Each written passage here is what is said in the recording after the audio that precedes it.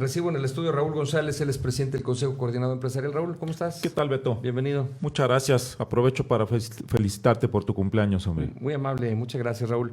Cuéntanos cómo ves esta votación que diputados federales de mayoritariamente Morena, PT, Verde y PRI hicieron para que el Ejército administre a la Guardia Nacional. Pues nos parece una decisión muy poco favorable, Beto. Siempre desde el sector empresarial hemos pugnado porque el mando sea civil. Esto, desde luego, reconociendo la gran labor que realizan las Fuerzas Armadas en nuestro país, pero insistimos, creemos que el mando sí debiese de estar bajo la tutela de no del Ejército, no de las Fuerzas Armadas, sino por una persona distinta, ¿no? Cuando Calderón lo implementó y luego Peña Nieto lo criticó en campaña y lo implementó en gobierno, luego Andrés Manuel lo criticó en campaña y lo implementó en gobierno, pues de alguna manera le están dando la razón a Calderón de que hizo bien cuando lo hizo. Sí, se criticó mucho esta decisión. El actual presidente de la República, bueno, pues se encargó durante horas de definir que había sido una estrategia fallida.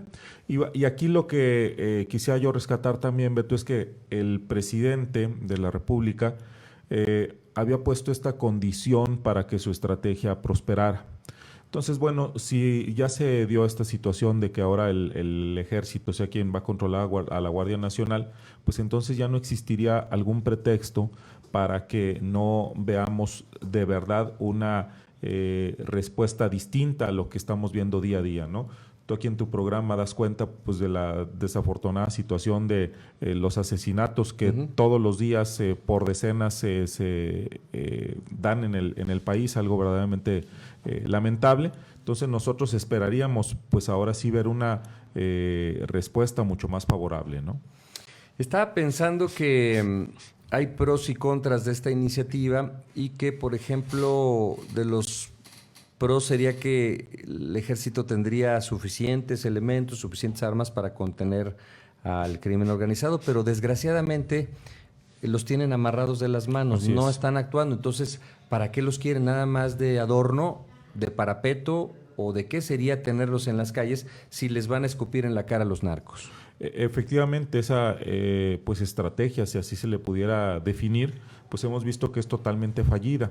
Nosotros no estamos proponiendo que existan enfrentamientos en las ciudades con la población para detener a los narcos, desde luego que no, sino que se necesita una estrategia bien articulada en donde pues se vea cuáles son los puntos vulnerables. El punto económico es algo que si tú tocas en el narco, bueno, pues empieza a fragmentar toda su estructura, ¿no? Incautarle sus cuentas. Pues sí. Si es que las tienen, porque luego ya ves que en Colombia las tenían en caletas, es decir, escondites con maletas llenas de dinero.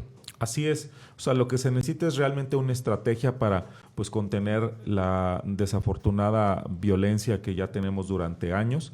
Y bueno, pues se había o se sigue argumentando pues que así les habían entregado.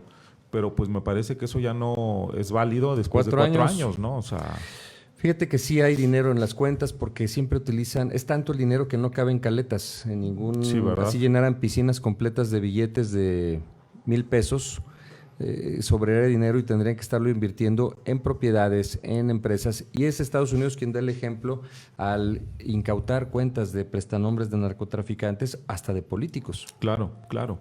Entonces sí hay cómo hacerlo, ¿no? Definitivamente, si hay voluntad, me parece que se podría empezar a transitar hacia allá. Finalmente, ¿cuándo hay elecciones en el Consejo Coordinador Empresarial? El próximo 24 de septiembre, Beto, tendremos nuestra sesión mensual. El día de ayer por ahí comentamos que buscaremos someter a consideración de las presidentas y los presidentes del organismo la posibilidad de que ratifiquen a tu servidor por un tercer periodo.